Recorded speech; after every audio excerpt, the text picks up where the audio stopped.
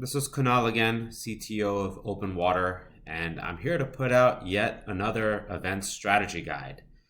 I have a hard time believing I still have to put out these guides. It's just been, I would call it a shellacking. I don't really know a better word to use since the beginning of 2020, and it looks like as we enter 2022, there's still not a set way of doing events. I think the only thing we do know is that these events will continue to pivot. So as they do, we'll be here to figure out what people are doing and to share that along.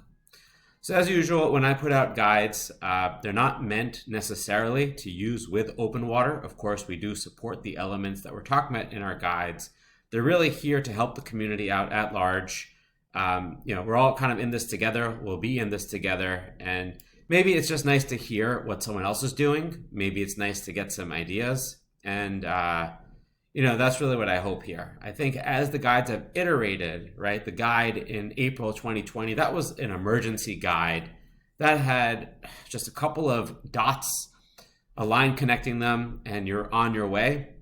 But as we've continued, these guides will involve a bit more of how you can use Open Water to solve some of your problems. So I don't intend to make sales guides, but just by the nature of us solving these problems, that's what these are turning into. So once again, I hope you can use these strategies. I hope you can use these with us. But even if not, I believe this is an effective guide. All right, as always, I want to thank all of our customers. Everyone in this industry has just been through a lot. The events industry has always been one of high pressure. I mean, you are the people that are behind the scenes that get appreciated on the last day of the event, at the end of the event. Someone finally says thank you. Maybe they honor you in public. But for the most part, no one has any clue of the level of work you're doing. And I feel that what's been going on since 2020 is as events have moved from behind the scenes work to the internet, which is completely behind the scenes, it's come to a place where there's been a lot more bullying going on. And I feel that, in just talking to some of our customers and even some of our staff, that the bullying is coming from the constituents, a very, very small minority of them, but it's causes burnout. It makes you feel that everything you are doing to keep your events going forward is not making people happy. And then you're questioning yourself, why am I doing this? We're also seeing now, as there's a desire for many people to return to in-person, we're seeing public shaming going on of, hey, how dare you go in person? That's going to be bad for the health of people. That's bad for society. And it's kind of like an events person is stuck in a hard place where they're trying to follow the CDC, they're trying to follow the norms, and it's just very, very difficult. So I feel like if you're listening, if you're still listening, you might be one of those people who has felt like they have faced burnout, and you're questioning how much longer you can do this. Not everyone can sustain, but I believe a lot of you who are listening, and I know myself, the team here at Open Water, we do believe that the show must go on. It's been a tough 2 years. It'll continue to be tough, but in a way, we're all still here. We're all trekking along, and these events are continuing to happen. So really a heartwarm thank you to everyone. And also, hey, we're all doing the best we can.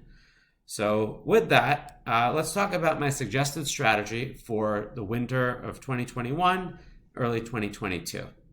So what we're hearing across the board is that while a year ago, people were glued to their seats, if you had 3 days with 10 hours a day of content, you could expect a very, very high degree of participation.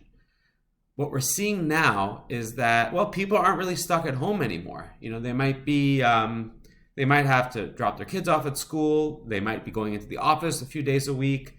Malls are open. People are going shopping for the holidays. People are meeting family members. People are getting back to reality.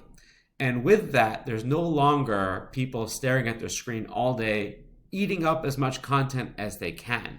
What we're seeing now is people are maybe attending 1 or 2 sessions. If they're speaking, they might be attending their session and one more.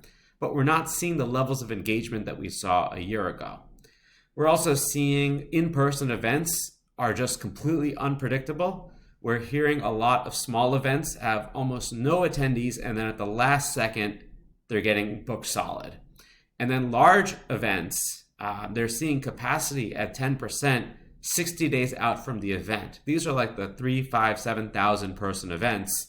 And typically 60 days out from the event, people have already booked their hotels. You have a general sense of who's coming. So it's a scary time. It's a frustrating time, and it's a very difficult time as an events professional. What is the viability of the events? And is there hope? Is there a light at the end of the tunnel? So I don't know the answer to all of those questions, but I do believe that got to keep trying different things, and you have to figure out what's trending at the moment. So a year ago, it was 100% virtual. I mean, people were doing dance parties from their chairs, and people were doing yoga from their living rooms all together. Seems like what's going forward, at least for the next 3 to 4 months, is having a lean and meaningful event. So if you are able to have an in-person component, my suggestion is keep it small. If it sells out, great. Then that was a really hot event. More people wanted to go, and you could do another one. You'll get a lot of momentum. If people don't show up, if you're only at 10, 20%, you're not going to destroy your budget completely compared to, let's say, a 5,000 person event. So I think that a small event would be effective. And if you are able to get good attendance numbers, going beyond just having experiences, certainly have 1 or 2 content sessions and have those sessions recorded. Simultaneously, and this is really what this guide is about, simultaneously, we suggest you release all of the content in an on-demand format. So instead of trying to get everyone together, the speakers, the attendees, all for these back-to-back-to-back Zoom sessions, this time, have them just 100% on demand, pre-recorded, and available. Now, I'm not saying that never have another live virtual conference. What I'm saying is that for the next few months, I'm seeing fatigue. I recommend that your conference is not one of those conferences people are stuck to their chairs. Give people the flexibility during this winter, and I believe that you'll get some delight. If you are going to have live virtual social interaction, I really recommend that those are pre-registered and those are small in nature. Maybe 10 people max, maybe 20 people max. Beyond that, in a Zoom call, it's not really quality time. If you do have a live, large virtual event, let's say a keynote speaker that's available for questions, I think that's really the best. You want to keep it focused on Q&A, where one person is doing the majority of the talking, and a lot of people can watch live, maybe ask the questions they want to ask live, knowing that someone is there and has to answer on the spot. All right, so the rest of this is going to talk about this on-demand content library. It's really not anything different than what's happened in the past. So if we go before the virtual conference era, a lot of organizations had a conference website, and that conference website had a program of everything that was going on during the conference. Now with the advent of virtual conferences, the material that was recorded on Zoom was then brought into these galleries for on-demand watching after the event. And if you use a tool like OpenWater, all of that was automated. What we're suggesting now is skip the step of doing it live through Zoom, have all of the content pre-recorded and then uploaded. People can watch at their own pace. And they can also record at their own pace. So what's an example? How would this work? Very similar to how a live virtual conference would have worked if you've used the OpenWater platform. Attendees will sign in using our virtual badge service. This can either integrate with your registration system like Cvent or your AMS, or you can just send us an Excel file of allowable people. You can also get rid of the gate and just make it all open access, but we do think it's a good idea to simulate the feel of an event, even though it's all demand. The next thing we recommend is still having a schedule. So we feel that the idea of an event is that things are presented in a particular order. A lot of thought is put into that order. So the suggestion here is display things as a schedule, and then you can take an advantage of an OpenWater feature to release content only when you're ready to release it. So you can have all the material there, but people need to wait to see their content. Now, historically, this happened because the event hadn't happened yet, so people knew to come back when the event was over. But doing it this way will still keep the feel of an event, And especially if you have material that is going on in person, if you have small regional events, if you have sponsored sessions, all of that could be centered in this schedule view. So the suggestion here is to keep the schedule view, although as you may be aware, if you're an open water customer, it's very easy just to have a regular website view without a schedule, just sorting by category or by name. But keeping it in a schedule view is very similar to an artist releasing their songs in an album with a presented order. We can also give you the option of time delaying the content or just releasing it all like kind of in a binge watch mode. So it's kind of up to you, but what I'm getting at is that the on-demand content hub is really not a lot different from what you're already doing. It's just a slightly different way of thinking about when the content is produced. So the last step, of course, is the on-demand videos. So these videos are optimized to stream. If you are able to do closed captioning, for example, if you record through Zoom, we're automatically able to get the closed captioning files.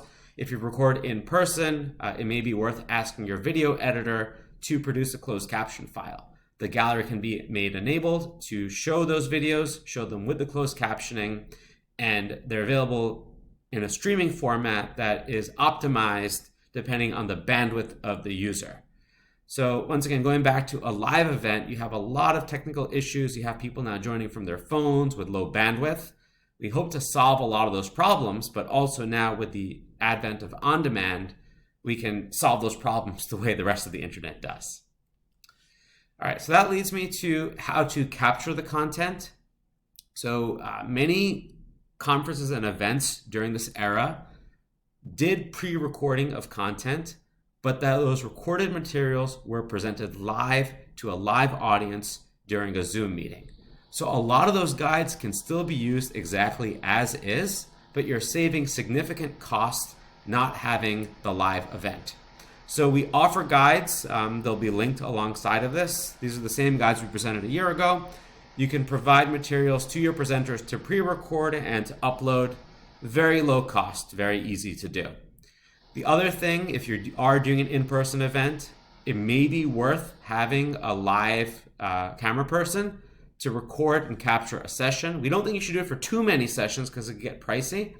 But if you have that person and they're able to provide same-day editing, we can get that material into the Open Water Content Hub minutes or hours after the completion of that keynote or that VIP headliner event.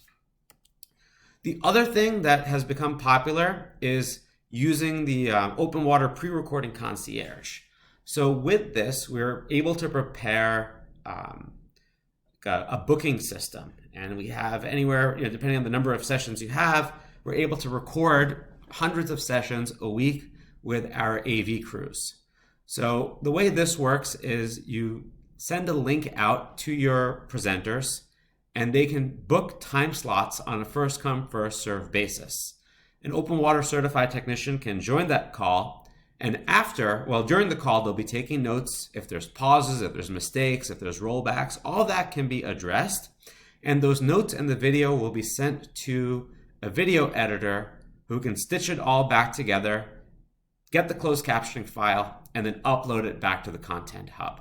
So this is a service we have offered during the whole advent of virtual conference, but it's been used maybe by 10% or so of customers. This is just an option that's available. If you're saving the money on having live Zoom technicians during your event, you may want to use some of that money to have the Zoom technicians available before the event to help with pre-recording and then to do some enhanced editing to just make this content pop a little bit more. So speaking of making content pop, Bellwether Culture, they are our premier open water certified vendor for those customers that have been with us for a while. I know a lot of you are very, very happy with them. You know a lot of the reps there on a first name basis. And we've just continued our partnership with them. This is more just informational. You can do all of this with your own AV team, your own video team. All right, so with that, I just want to say good luck. All I know is that the norms will keep changing. 2022 will be a tough year. I don't think it'll be easy. I don't think the things that worked in 2021 will work in 2022. I also don't think that this Content Hub will be the catch-all strategy for the whole year. I do believe it's a good option for the next couple of months. And then I believe that there'll be another pivot and another discovery of what people are doing. So you have a lot of options for your events. You can go 100% virtual. You go 100% in person. Maybe you have a mobile app, hybrid, simultaneous, all at the same time. These are all expensive. So if you have the budget, you're willing to take the risk, do it. But for a lot of organizations, you may be stretched thin, and that's why I'm suggesting this 100% on-demand component with a small event. So with that, I hope this has been helpful, and look forward to hearing what you all are doing. And I really hope that everyone is able to get some rest during these holidays as we start this all up again for next year. Thank you.